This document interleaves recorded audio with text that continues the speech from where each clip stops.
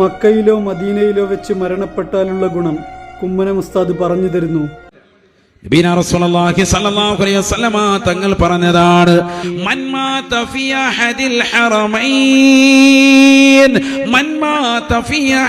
ഹറമൈൻ ലം യുഹാസിബുഹു യൗമൽ ഖിയാമ.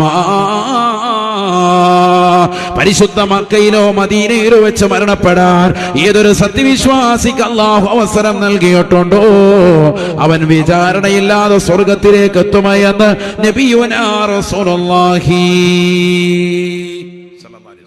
എത്രയോ ആളുകൾ മരണപ്പെട്ടു പോയിട്ടുണ്ട്. ഇപ്പൊ കഴിഞ്ഞ ദിവസം ഒരു മരണവാർത്ത, തിരുവനന്തപുരം ജില്ലയിലെ നാവായിക്കുളം ഡീസന്റ് മുക്ക് ഭാഗത്തുള്ളതാകുന്ന ഫർസാന എന്ന് പറയുന്ന ഒരു സഹോദരി, ചെറിയ പ്രായമാണ്, 40 വയസ്സിന് താഴെയുള്ള ഒരു പെൺകുട്ടി. ഹജ്ജിന് വേണ്ടി പോയതാണ്. ഭർത്താവും ഒന്നിച്ചുകൊണ്ട് പരിശുദ്ധമായ മക്കത്തുൽ മുക്കറമയിലെത്തിയ ഹജ്ജിന് വേണ്ടി പോയവരാണ്. അവിടെ വെച്ച് അസുഖബാധിതയായി ഹോസ്പിറ്റലൈസ് ചെയ്ത് അവസാനം മരണപ്പെട്ടു പോയി. അള്ളാഹു ആ സഹോദരിയുടെ ദറജ ഉയർത്തുമാറാവട്ടെ, ഖബർ അള്ളാഹു സന്തോഷത്തിലാക്കുമാറാവട്ടെ, കുടുംബത്തിന് അള്ളാഹു ക്ഷമയും സമാധാനവും ശാന്തിയും പ്രദാനം ചെയ്യുമാറാവട്ടെ.